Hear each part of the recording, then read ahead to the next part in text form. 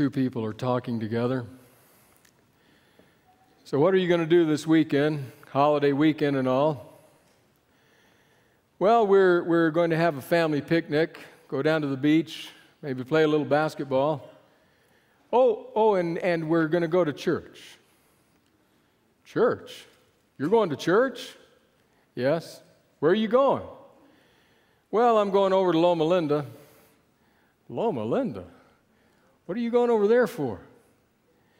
Well, they're having this thing they call camp meeting. Camp meeting? Like a tent? No, it's just a name for a special kind of programming. So what's taking you there? Well, they've been talking about forgiveness. Really? Oh, well, no wonder you're going. You could use some forgiving. That's for sure. You and your dad, I know, I understand. I know there's a lot of forgiving I have to do. My father, all that garbage growing up. And my mother, some forgiving there. And my older brother and two sisters, they could use some forgiving too. Wow, why don't you just trot out the whole family? Look, don't make light of it. I know that I need to forgive. Well, for me, I don't see why forgiveness is all that important. I don't like the idea of forgiveness. If you forgive people for something, they just get away with it.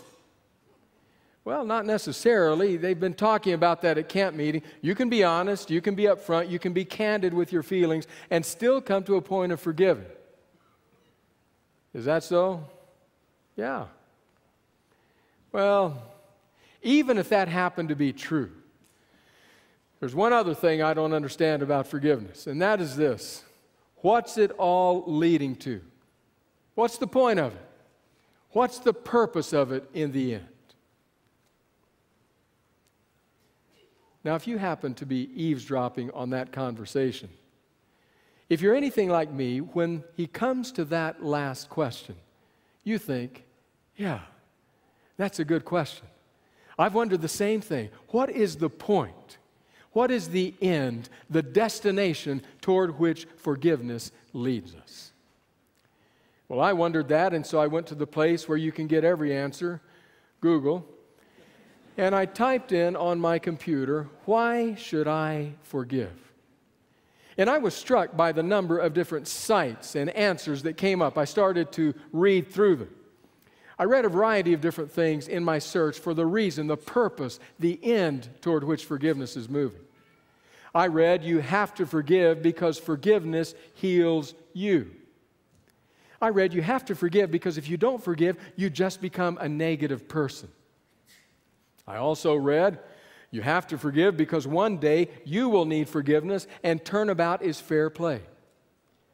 I also read, forgiveness is not about the other person at all, it's about healing yourself. In fact, I even came across one blog site where the writer wrote, quoting the Mayo Clinic and quoting some study that had been done there, and said, forgiveness is good for your physical health. Listen to what the writer wrote. According to the Mayo Clinic, forgiveness is good for our health. Studies show that anger creates a whole host of nasty effects on the body. It suppresses the immune system. It suppresses thyroid function, slowing down the body's metabolism. It impairs the brain's thinking ability, and it jeopardizes our ability to sleep. Anger stalls the body's normal processes of repair and recovery. It contributes to the clenching of jaws and eventual problems with teeth and jaw joints. It increases tension, headaches, and joint pain. Most of all, anger elevates heart rate and blood pressure. It increases muscle tension as the body contends with a sense of losing control. Wow. But they're not done yet. But what happens to our body when we release anger and welcome forgiveness? Our muscles relax. We breathe more easily. Our blood vessels open up. More oxygen enters our bloodstream. We feel as though a load has been taken off our chest. We sleep more deeply, more peacefully at night. We are no longer pouring energy into building walls. We can now redirect energy towards building relationships, coherence, and love. Wow, forgiveness does all of that. Bring it on. No wonder Lewis Smedes wrote and said, when you forgive someone, you discover that you set a prisoner free. But you discover that that prisoner is you. Good things happen with forgiveness. Maybe that is the end toward which forgiveness leads us. But as I was reading through the internet sites, I began to notice that there was a theme that ran through virtually every site I read about forgiveness. It was a theme that could be summed up in one word. I saw that word over and over and over again. It was the word you. You, you, you, you. It's all about you. Forget what it does for the other person. Might help them, that's good, but it really heals you. So what about it? Is that the destination toward which forgiveness drives us? Now don't misunderstand. I mean in no sense to denigrate what forgiveness does for the forgiver. It can be wonderful. But I guess my question is there something bigger than just that? Is there something in Scripture that says the end toward which forgiveness points us is very big? And I think there is. I want to take you to two passages of Scripture this morning. The first one is in the Gospel of Matthew, chapter 5. Page 1441, the Gospel of Matthew, chapter 5. You will recognize, many of you, that as we come to Matthew's Gospel, the 5th chapter, we are setting down in the middle of the Sermon on the Mount. So I want to give you a bit of the lay of the land as to what's happening at this point in time. We join Jesus in the middle of his teaching. He's coming, in this section we're about to read from, to a section that scholars call the 6 antitheses.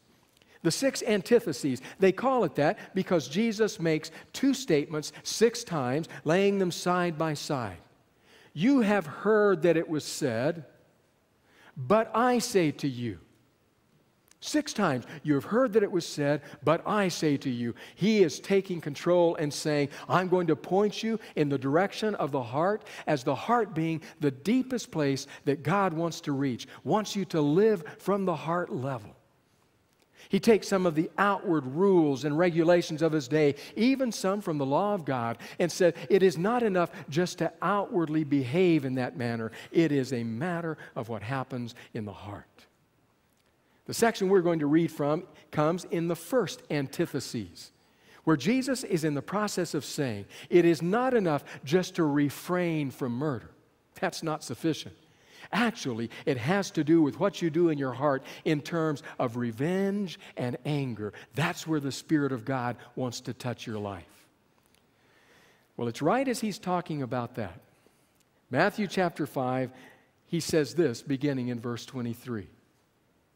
Therefore, if you are offering your gift at the altar, and there remember that your brother or sister has something against you, leave your gift there in front of the altar. First go and be reconciled to that person, then come and offer your gift.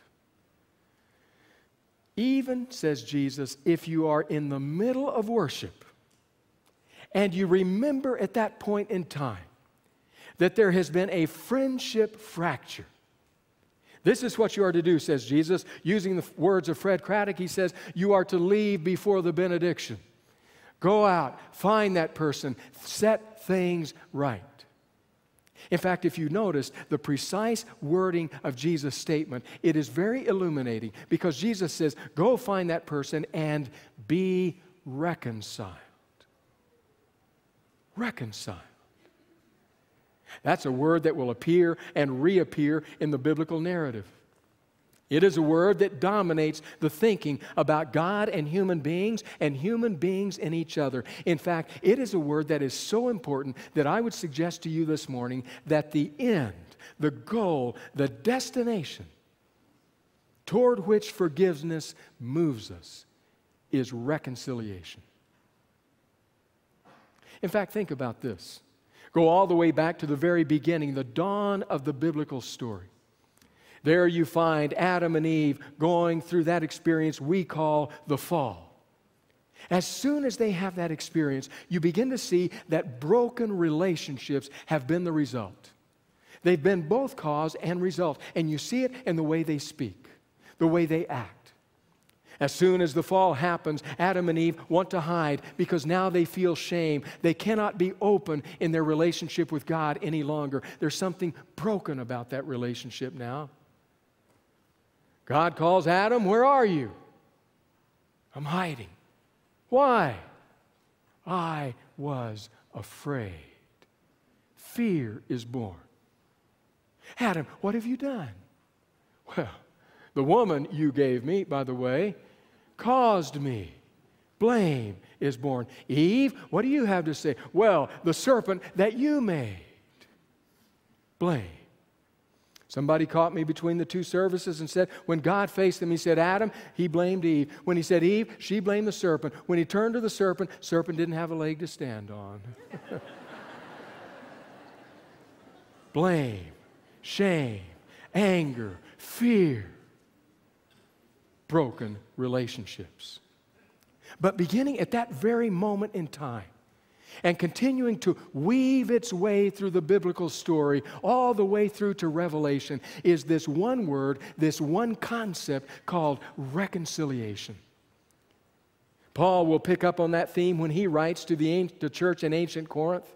He says to them, God has been in Christ reconciling the world to Himself. In fact, he says, God is working through us. We are God's ambassadors. It is as though God speaks to us, through us, to you, he says, and says imploringly, please be reconciled to God. Over and over, that theme appears. God in us in others. Reconciliation. I knew the two families. There was a great deal of hostility between them. Their names weren't the Hatfields and McCoys, but they may as well have been. There was hostility and hatred and anger and vindictiveness, and they were both families who followed Jesus.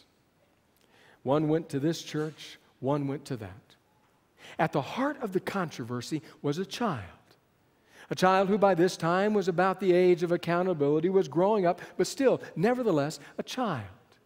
The child loved both families. The child was the center of it because there had been what too often happens in life. There had been mixed relationships and friendships, then an affair, then divorces, then remarriages, and by the time it was all over and done, here was a child with two families who hated each other. Now, if you had asked the child would have said, I love them both. They both love me. I wish they loved each other. And then one day the child said, I want to be baptized. Okay, but I want something else as well. What else is it that you want? I want both of my families there. I want them to sit there on the front rows at my baptism. Families weren't going to have anything to do with that. There were many conversations, hours of listening, of talking, of trying to work out for the child. The child wants this. It's the child who wants this to happen. Slowly, reluctantly, the walls crumbled just a bit. Okay, for the child, we'll do it. And I said, remember, it's a baptism. A baptism. You don't want to fill the air with hatred and hostility at a baptism. And so they came. The child in the baptismal font, the families down front. But someone else came. Someone I'm not sure they were expecting to meet there. That someone else came. I don't know if they came in through the front door, the back door, or the side door, but they came. The reason I know they came is that someone began to work on those hard, stony hearts. Begin to massage away at the hardness and the anger and begin to soften those hearts. So that by the end of that service, there were hugs, there were tears, the I'm sorry's and the you're forgivens and the we've got to get togethers were spoken. And I said, oh, someone was here, someone that none of us saw. I know. There was a long way to go from that day. But what had happened was quite remarkable. It began with repentance, and then it moved fairly quickly to confession and forgiveness. And just on the other side of forgiveness lay reconciliation. A long way to go yet, but it had begun. Maybe that's why, writing in Christianity Today, a writer named Kenneth Chafin wrote these words: forgiveness isn't pretending nothing has happened or pretending that what happened didn't hurt. It isn't even forgetting it completely, and it isn't going back and starting over as though it hadn't happened. Instead, forgiveness is refusing to let anything permanently destroy the relationship. There's a place for saying, I'm sorry. There's a place for assuring the other person that all is forgiven. But the goal of both is to restore and reconcile relationship. So what is the end toward which forgiveness moves us? Reconciliation. Now, I'm going to guess that if you are anything like I am, there's something that you are thinking right now. Something is going through your mind right now. Something takes issue with and has difficulty with what I'm saying right now. You're saying, Randy, are you saying that the Scripture says I need to reconcile, that as part of forgiveness, reconciliation needs to be the result? Are you kidding me? The wife who has been beaten and battered and abused, you're saying she has to go back to a husband who is controlling and vindictive, go back into a situation that is dangerous, possibly deadly? Is that what you're saying? Is that what Jesus says when He says, go find that person and be reconciled? Or what about that person in my life, you say? That person who has lied to me, has cheated on me, has betrayed me. Are you suggesting that I need to go back into a relationship with a person I cannot trust? Well, I can tell you what Jesus says. He says, go find and be reconciled. Maybe you say then, well, now wait a minute. If I'm honest with you, that is the one barrier that stands between me and forgiving. I had the sense that this might be coming, you say, so I wasn't sure I wanted to forgive. If you're saying that when I forgive, I need to move toward reconciliation, then forget the whole thing. Call the whole thing off. I'm not going to forgive them if I have to reconcile, because I should not be back in the same kind of relationship with that person. Well, if you have those kinds of thoughts, I would pay attention to them. They're valid questions, legitimate and important.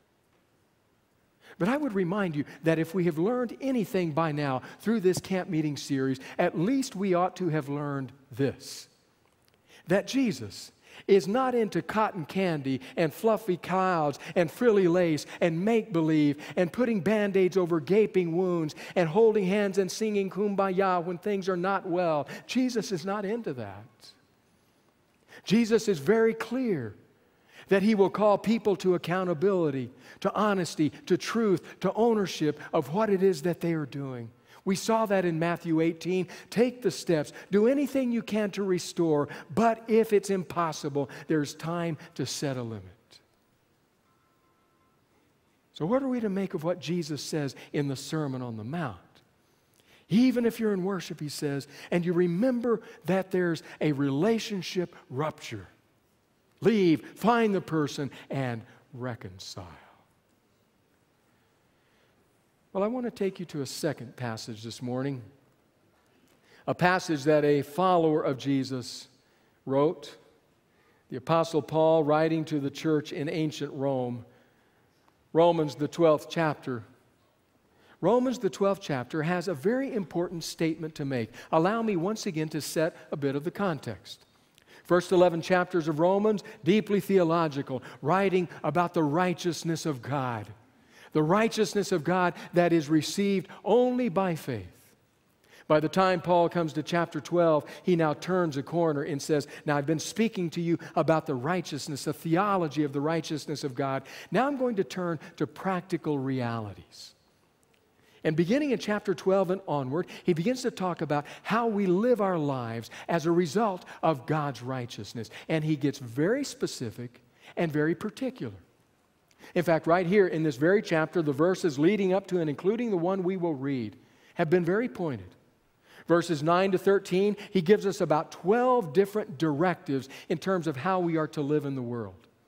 And then verses 14 to 21, he talks about how we are to conduct ourselves in relationships with other people where there are friendship fractures, where things break down. I want to read you just one of those statements in that section where he's talking about what to do when things don't go as they ought to. So we go to Romans chapter 12 and to verse 18. And here's what Paul writes. If it is possible, as far as it depends on you, live at peace with everyone.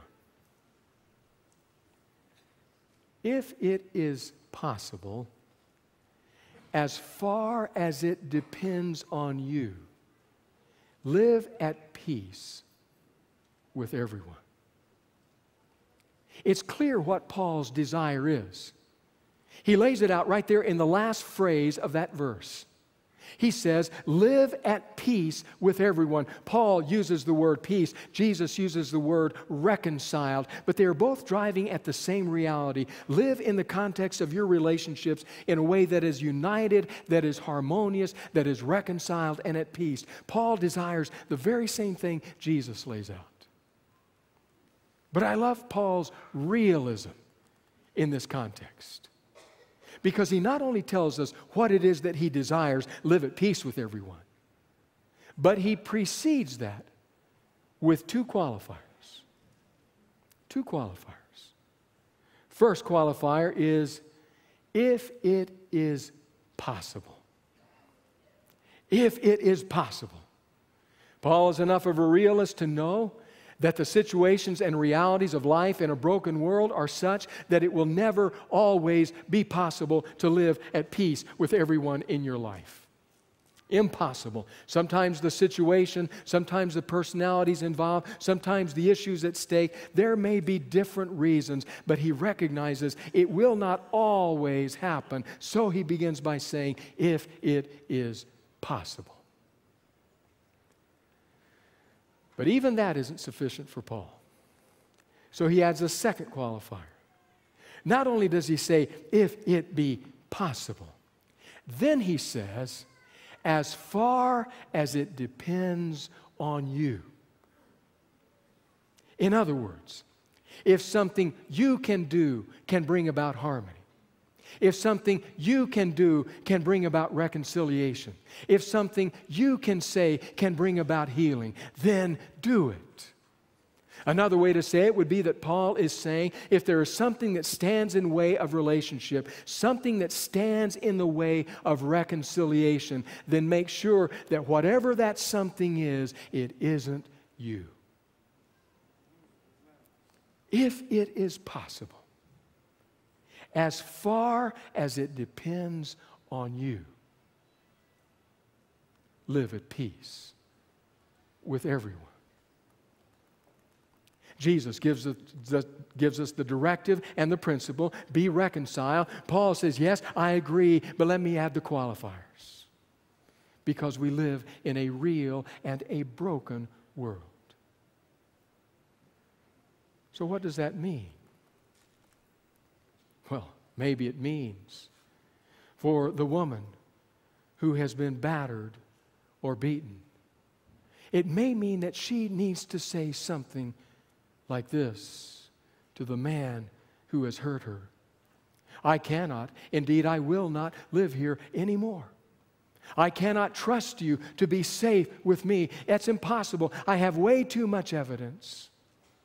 Because of that, I have tried, I have made my attempts, but those will happen no longer. Now, the best kind of reconciliation that we can attain, the best way that we can live in peace is you live there, I live there. Reconciliation may be as good as it gets, in that case, this side of the kingdom of God. Or man and woman. You who have been through a divorce. You who have been through all of the bile and the bitterness that has boiled over time and again, the anger, the hurt, the distrust, the suspicion. Maybe you've come to a point where you've moved on. One or both of you have remarried, and yet there is still that bile within you. What might reconciliation look like? Could it be that it looks like coming to the point where you can say in all honesty and sincerity to that other person, I forgive you for all the bad that happened, for all the pain inflicted, for all the wounds that were caused. I forgive you. I release the anger and the hurt. I release any ill will I bear toward you. But not only to forgive. To reconcile means that you put that forgiveness into action. It might mean, woman, that you don't show up 2 or 3 hours late with the kids just because you know that riles him up so. It means, man, that you don't play those passive-aggressive games. You pay your child support on time and in full with nothing else attached. Because that's what it means to live as a disciple of Jesus in a sometimes fractured world, as you are doing the very best you can within you to restore harmony and peace. You create a reality, you create a world where your children will not have to bear that pain forever. Maybe that's reconciliation. As good as we can reach it in certain cases on this side of the kingdom of God. Jesus says, be reconciled with that brother, that sister with whom you have had a fracture. Paul fully agrees and then adds, but there may be problems, if it be possible, as far as it depends on you. But you know what the truth is? The truth is, you never know what may happen if the Spirit of God gets loose in your life. You turn the Spirit of God loose at a baptism, loose in a church service, loose in a life, and you never know what may occur. Some people have an unusual openness to the moving of the Spirit. In fact, a gentleman named Stanley Green writes of one such situation. Executive director of the Mennonite Mission Network. Green wrote these words. A South African woman stood in an emotionally charged courtroom, listening to white police officers acknowledge the atrocities they had perpetrated in the name of apartheid. Officer Vanderbroek acknowledged his responsibility in the death of her son. Along with others, he had shot her 18-year-old son at point-blank range. He and the others had partied while they burned his body, turning it over and over in the fire until it was reduced to ashes. 8 years later, Vanderbroek and others arrived to seize her husband. A few hours later, shortly after midnight, Vanderbroek came to fetch the woman. He took her to a woodpile where her husband lay bound. She was forced to watch as they poured gasoline over his body and ignited the flames that consumed him. The last words she heard her husband utter were, "Forgive them." Now Vanderbroek stood before her, awaiting judgment. South Africa's Truth and Reconciliation Commission asked her what she wanted. "I want 3 things," she said calmly. "First, I want Mr. Vanderbroek to take me to the place where they burned my husband's body. I want to gather up the dust and give him a decent burial. Second, Mr. Vanderbroek took all my family away from me, and I still have a lot of love to give. twice a month. I would like for him to come to the ghetto and spend a day with me so I can be a mother to him. Third, I would like Mr. Vanderbroek to know that he is forgiven by God and that I forgive him too. I would like someone to lead me to where he is seated so I can embrace him and he can know that my forgiveness is real. As that elderly woman was led across the courtroom, Vanderbroek, overwhelmed, fainted. Someone began singing Amazing Grace. Gradually, everyone joined in. This woman understood that to be reconciled with God and to be reconciled with neighbors and enemies is to be free indeed. What is the end toward which forgiveness moves us? Is it not reconciliation? Even though in a broken world that is sometimes limited by realities outside of our control.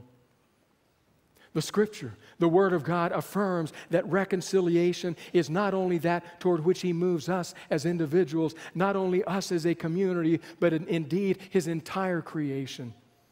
That's why the Apostle Paul would pen those words to his friends at the church in Ephesus and tell them in a divided church, he says, God was in Christ when He broke down the dividing wall, the barrier of hostility by His cross. And when He broke down that barrier of hostility, He made the two one. He is in the midst of creating a new humanity right there in Ephesus and right here in Loma Linda. It's why Paul would continue writing on the same theme to the believers at the church in Colossae when he would say, God was in Christ reconciling the world to Himself so that the day will come when all things will be reconciled in Christ. Things in heaven, things on earth, things under the earth. John the Revelator would pick up the same theme when he would say, and I saw before the throne of God a vast multitude that no one could number. Every nation, every language, every kindred, tongue, and people gathered before the throne of God. And maybe that's why that diminutive woman, Ellen White, penned those immortal words at the end of Great Controversy when she said, the great controversy is ended.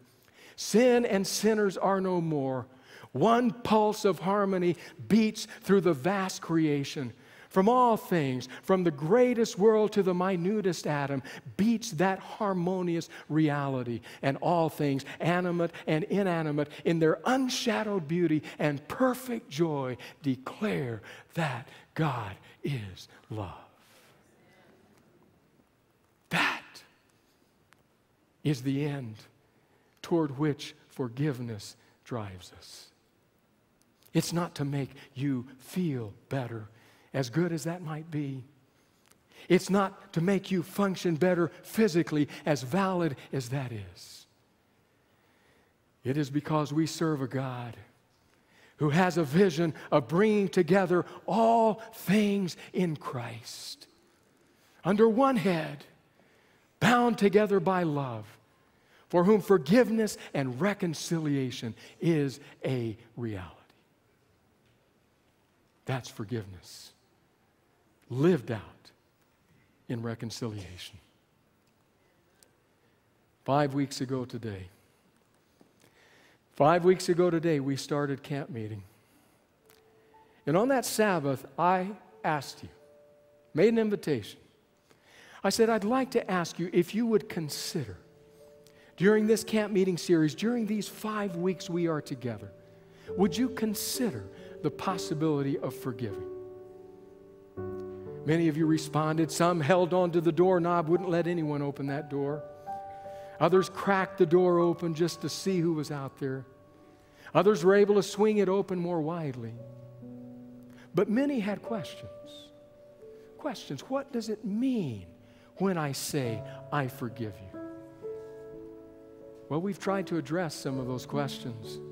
Talk about some of those realities about what exactly forgiveness means. And so now today, 5 weeks later, we come back and add to the question. Today I want to ask you, not only are you willing to consider the possibility of forgiving, today I want to ask you, will you make a commitment to forgive?